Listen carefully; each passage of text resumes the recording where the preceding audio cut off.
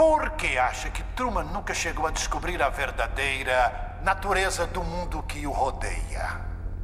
Nós aceitamos a realidade do mundo com o qual nos defrontamos. É muito simples. O Show de Truman é um filme que, quando eu vi pela primeira vez, eu fiquei incrédulo de o quanto aquele filme era absurdo de bom. Minha mente explodiu quando eu percebi as dezenas de interpretações que aquele filme poderia ter. Porém, eu senti que para entender realmente a mensagem daquele filme, eu deveria ver novamente e deveria ver com extrema atenção, porque depois de ver vários vídeos explicando o filme, eu percebi que eles sempre falavam a mesma coisa, de que o Show de Truman é uma previsão de um futuro onde somos constantemente vigiados, ou que o Show de Truman é sobre o mito da caverna de Platão. Só que as pessoas já sabem disso, e essas ideias não me convenciam. Eu queria ir mais além, eu queria poder ter uma interpretação única daquele filme. Então, 2 anos depois de ter visto o filme, eu decidi o assistir novamente. E eu consegui encontrar as minhas respostas.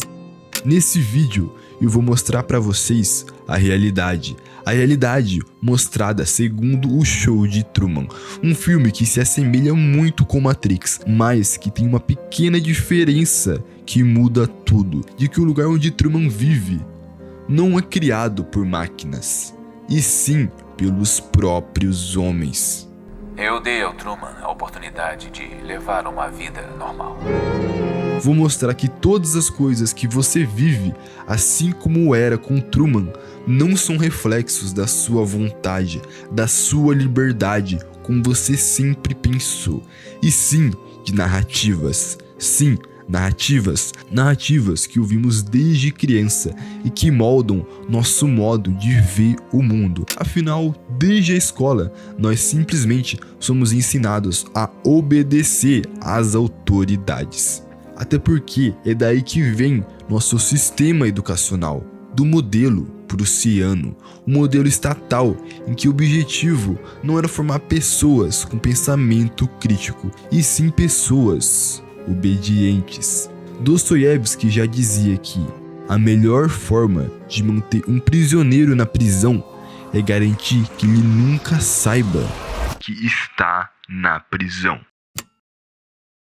O Show de Truman conta a história de Truman, um homem de meia idade que vive em uma cidadezinha chamada de Sea Haven. Porém, o que Truman não sabe é que ele é o protagonista de um programa de TV onde bilhões de pessoas o assistem 24 horas por dia, com mais de 5.000 câmeras disponíveis por toda a cidade, e que todas as pessoas à sua volta são atores contratados. Durante 30 anos, Truman viveu sua vida sem se questionar muito sobre o que acontece à sua volta.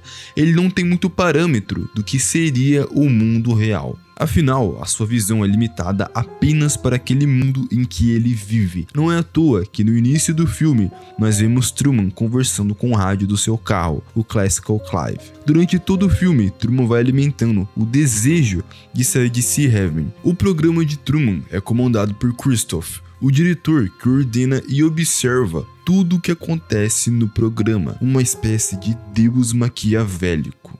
O mundo, o lugar em que você mora, é um lugar doentio. Antes de tudo, eu quero que você entenda que você é Truman. Por mais clichê que pareça, se coloque na posição de ser o protagonista da sua própria história. Porque nós não percebemos o universo do jeito que ele é, mas sim do jeito que achamos que ele é. O que existe para você não é o universo, e sim o eu-verso, ou seja, uma forma única de ver a vida. Portanto, você tem uma maneira única de ver o mundo, uma perspectiva que nunca vai ser compreendida totalmente por outra pessoa. Esse é seu modelo de realidade. Porém, a maioria das pessoas leva seus modelos de realidade como verdade absoluta. Envision human figures living in an underground cave. A tão famosa alegoria da caverna de Platão explica isso muito bem. A história gira em torno de prisioneiros que vivem acorrentados dentro de uma caverna desde o nascimento, olhando apenas para uma parede. Atrás dos prisioneiros tem uma fogueira e pessoas passando com objetos, o que projeta sombras na parede. Porém, pros prisioneiros, essas sombras são a única realidade que eles conhecem. Um dia, um deles se liberta e sai da caverna. A princípio, a luz do sol o cega, mas depois ele começa a enxergar o mundo real, cheio de cores, formas e vida. Ele percebe então que tudo que via antes era apenas uma ilusão. E quando o prisioneiro volta para contar aos outros, ninguém acredita nele e acham que ele enlouqueceu. Mas por que será que é tão difícil enxergar a verdade, mesmo quando ela está bem na nossa frente? A resposta pode estar lá na nossa infância. Até seus 7 anos, seu cérebro opera predominantemente em estado de teta, um estado onde você é muito mais suscetível a absorver e aceitar informações. É durante esse período que muitas das nossas crenças são moldadas. São delas de onde vêm muitas das coisas que acreditamos, porque é nesse período em que você é programado. Foi justamente nesse período que Truman passou por um evento traumático em sua vida. Quando criança, Truman passou por uma tragédia envolvendo o homem que fazia o papel de seu pai.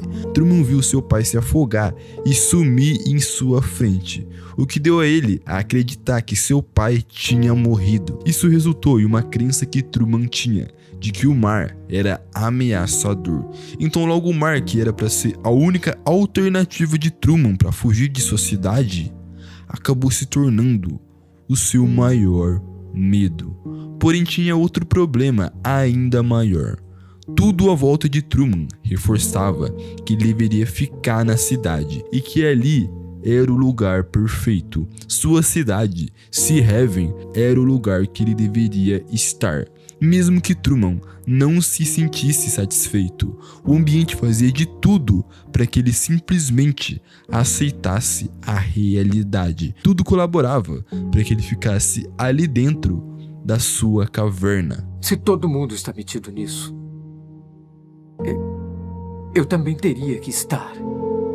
Assim como Truman, também somos moldados a aceitar a realidade como ela é apresentada. Lembra que eu falei sobre as pessoas aceitarem os modelos de realidade como verdade absoluta? A maior prova disso são as redes sociais. Supomos que você está entediado um dia e para fugir daquele tédio, você pega seu Instagram e começa a ver Reels. Então os vídeos que você mais assiste acabam sendo vídeos de tragédias, vídeos sobre músicas de sofrência, vídeos que romantizam a dor. O Instagram vai entender que esse é o tipo de conteúdo que você quer ver, então ele começa a recomendar cada vez mais vídeos sobre isso para você. A mesma coisa acontece com outras redes sociais, como TikTok e YouTube. Então, a partir do momento que isso acontecer, o seu modelo de realidade, a lente que você usa para ver a sua realidade, vai entender algo e vai tirar uma conclusão. Seu subconsciente vai dizer que o mundo é daquele jeito, um lugar triste e deprimente, e a humanidade não tem nenhuma esperança. Ou seja, o que eu quero dizer com isso é que você é o que você consome, o que você experiencia. Os seus pensamentos são derivados daquilo que você vê no seu dia a dia. E essas coisas são as narrativas que alimentam a sua mente. Todas as pessoas têm narrativas que elas mesmas contam, baseado no que elas experienciam no seu dia a dia. Por exemplo, tem uma cena no filme em que Truman tá sentado na beira de uma praia olhando pro mar, quando do nada começa a chover apenas onde o Truman está. Então Truman olha pro céu, vê a chuva caindo e apenas aceita. Outra cena em que Truman conversa com seu próprio carro e o carro simplesmente começa a responder Truman. Ou o fato de as pessoas constantemente fazerem propagandas descaradas de algo na cara de Truman. Todas essas são situações muito estranhas, porém isso vale para nós também. Afinal, por que o que fazemos depois de ficar com dor de cabeça ou ter um resfriado é ir à farmácia comprar remédios? Ou por que nós acreditamos que temos que trabalhar 8 horas por dia para sermos produtivos? Grande parte do que nós vivemos não é baseado nas nossas escolhas, e sim em narrativas que criaram pra gente. Narrativas que simplesmente foram impostas e nós aceitamos. O propósito da educação é criar trabalhadores. Você já se perguntou qual é o ponto da educação? Antigamente, a educação, antes do novo modelo escolar que temos hoje, era dada para as crianças dos ricos, as crianças que não precisavam trabalhar. Nessa época, a educação tinha como principal objetivo criar inventores, pensadores, filósofos, pessoas que ousavam ser criativas. Mas tudo mudou com a segunda revolução industrial. Aqueles que mais tinham influência nessa época eram aqueles que comandavam a indústria do ouro preto, o petróleo. Porém, naquela época, a concorrência era praticamente inexistente, porque quem liderava 90% de tudo aquilo era um homem só, John D. Rockefeller, o primeiro bilionário do mundo, e o homem que comandava a indústria do petróleo.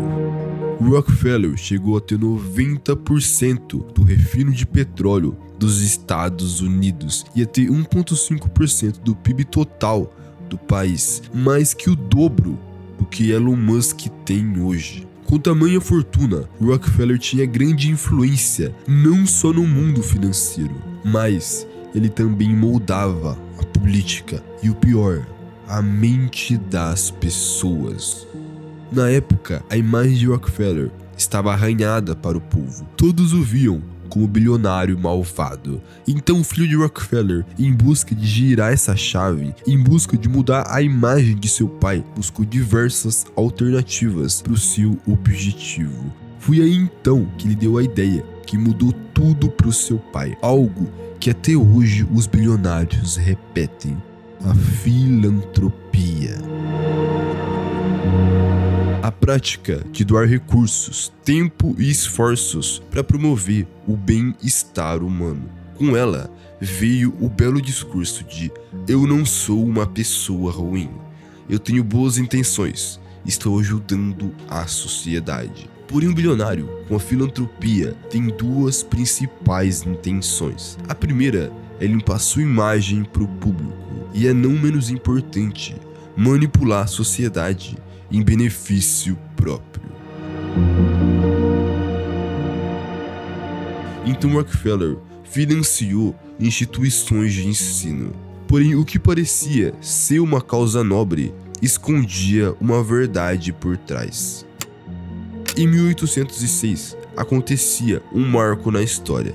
Napoleão havia derrotado o que é a Alemanha hoje em dia, e na época, a Prússia. Depois da Prússia ter perdido aquela guerra, foi relatado que a verdadeira causa para eles terem perdido foi que os soldados prussianos haviam pensado demais por conta própria. Haviam tomado decisões sem ter ouvido primeiro seus superiores. Então, o Império Prussiano decidiu que as escolas se baseariam na disciplina, na obediência e em serem patrióticos.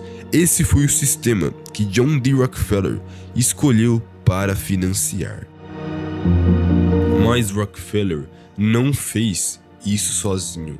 Ao seu lado estava um homem pouco conhecido, mas extremamente influente: Frederick Taylor Gates. Ex-pastor batista, Gates abandonou a religião para se tornar o arquiteto do império filantrópico de Rockefeller. Foi ele quem comandou a criação do Conselho da Educação Geral em 1902, uma organização filantrópica que tinha como único propósito moldar o povo com perfeita docilidade. E essas não são palavras soltas. Elas estão no panfleto The Country School of Tomorrow, escrito pelo próprio Gates, um documento oficial da Fundação Rockefeller. Nele, ele deixa claro que o objetivo não era formar filósofos, artistas, médicos ou líderes. Era criar uma massa obediente, moldada segundo os interesses de quem detinha o poder. Uma citação do próprio panfleto deixa isso muito claro. Não tentaremos fazer dessas pessoas ou de seus filhos filósofos ou homens de saber. Não queremos poetas, artistas ou estadistas.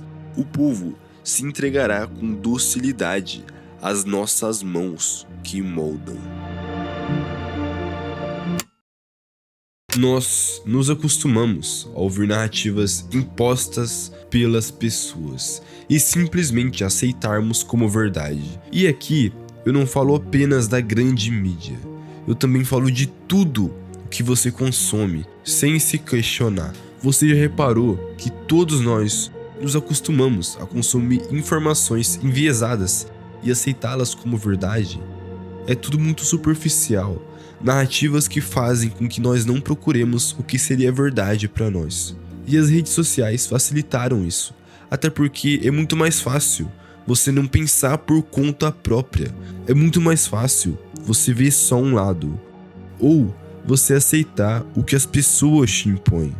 Até porque o destino da maioria das pessoas é esse. Como o próprio Christoph diz, Truman tem a total liberdade de escolher. Se ele estivesse absolutamente determinado a descobrir a verdade, não poderíamos evitar. E é isso que Truman faz no final. Mesmo com todos os estímulos, Truman ainda assim faz a escolha primordial de sair da caverna. A escolha de encarar a realidade como ela é.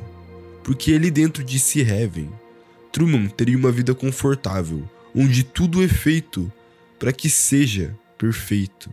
Mas lá fora, ele teria que lidar com o fato de ser provavelmente a pessoa mais famosa do mundo. Afinal, bilhões de pessoas assistem o show de Truman. Porém, o Truman ainda assim escolhe o caminho da verdade. Segue a sua intuição, o caminho da consciência. E é o que você também, que está assistindo meu vídeo, pode escolher. O de ouvir a sua voz interior.